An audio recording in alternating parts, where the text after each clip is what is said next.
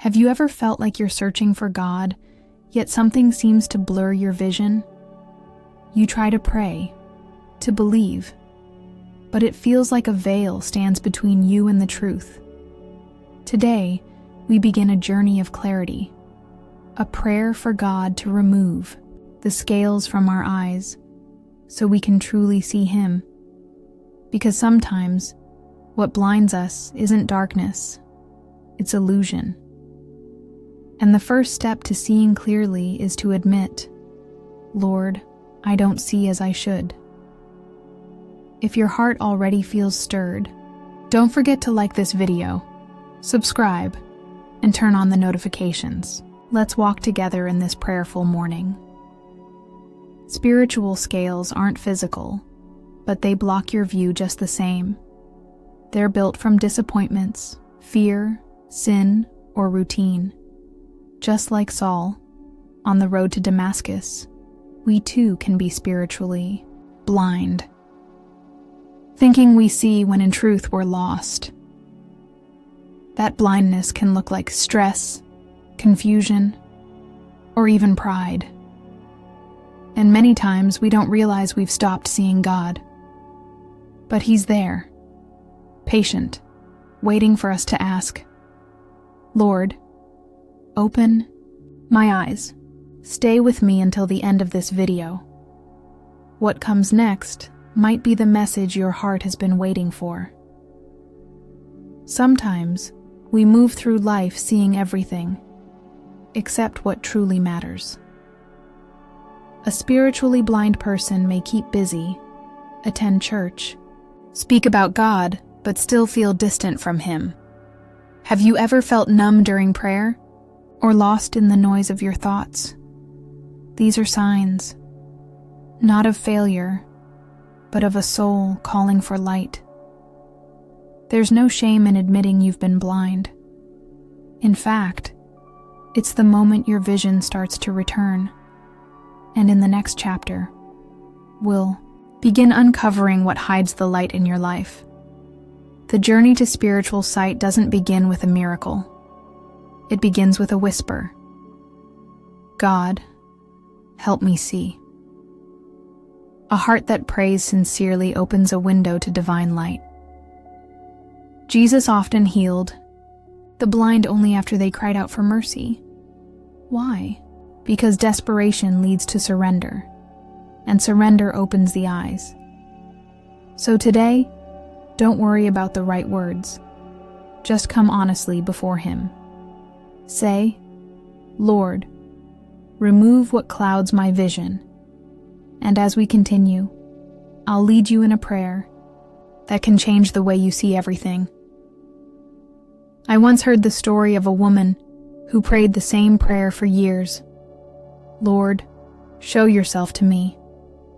Her life seemed ordinary, work, family, church.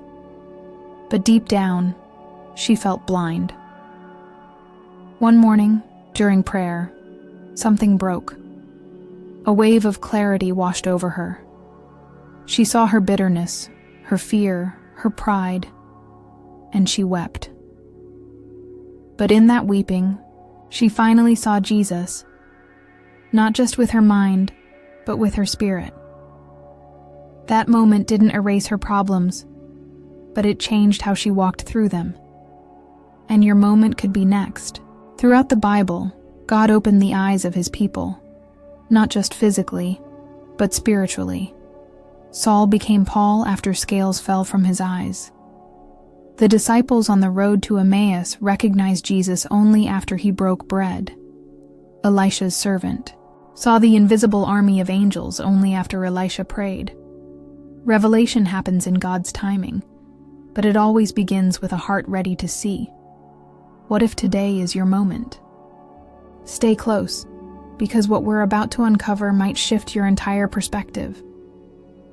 Sometimes, what blinds us isn't sin in the obvious sense. It's busyness, distraction, pride, or even religious routine. We fill our minds but starve our spirits. We scroll endlessly, yet forget to look up. Spiritual blindness creeps in silently, disguised as normal life. But God calls us to more than survival. He calls us to see. What if the very thing keeping you from seeing God is something you've accepted as harmless?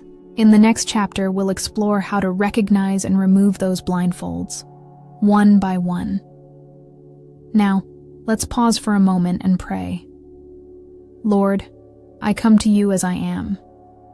I know there are things I don't see, truths I've missed, signs I've ignored. But I want to see you. I want to recognize your hand in my life, your presence in my pain, and your light in my darkness. Remove every scale that blinds me, pride, fear, distraction. Open my eyes so I may truly know you. Prayer isn't magic, it's surrender. And that surrender prepares you for the transformation we'll explore in the next part of this journey. When your eyes are opened, everything changes, but not always on the outside. You may still face challenges, but your heart responds differently. You notice God in moments you once rushed through. You speak slower, love deeper, and carry peace even in chaos. Seeing spiritually is like waking up in a world you didn't know was so full of beauty. It's not perfection, it's perception.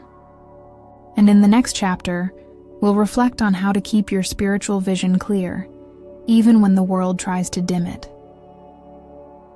Spiritual vision is not a one-time gift, it's a daily choice. Life has a way of bringing the fog back. Doubt, disappointment, busyness. But each day we can return to God and ask, "Clear my sight again, Lord." Stay close to His Word. Surround yourself with voices that point to the light. And when the fog creeps in, remember, it doesn't mean you've failed. It means it's time to pause, pray, and refocus. In the next chapter, I'll share a moment when I almost lost that clarity and what brought me back. There was a season when I felt far from God. I was still praying, still reading, still showing up. But inside, everything was foggy. One night, I whispered, "God, where are you?" And in that silence, a verse I hadn't remembered in years came to mind. "Blessed are the pure in heart, for they will see God." I realized my heart had been cluttered, not with sin, but with distraction, fear, and noise. That night, wept, and in my tears, I saw again.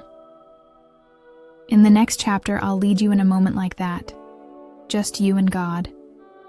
Take this moment. Breathe deeply. Close your eyes if you can. God, I've walked through confusion. I've wrestled with silence. But today, I ask for vision. Remove the scales. Break the fog. Let your truth be the light in every shadow of my soul. I don't want to just know about you. I want to see you. Clearly, lovingly, fully. Let there be light in me. Hold this prayer in your heart. Let it echo through your day. And in the final chapter, I'll show you how this clarity doesn't end here. It becomes part of your everyday walk. Now that you can see, what will you do?